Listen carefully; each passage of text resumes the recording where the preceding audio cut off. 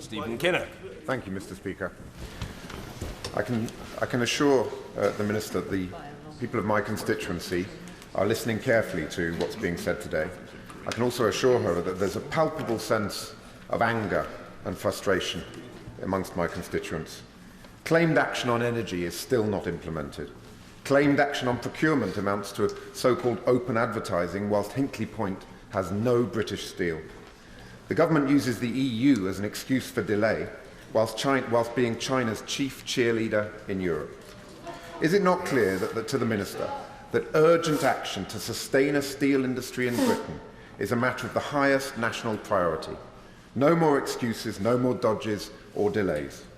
Will the government confirm here and now that they will not support market economy status for China? Will the government immediately establish a strong, long-term steel strategy with Tata and the unions? If they do that, there's a future. If they don't, there'll be a wasteland.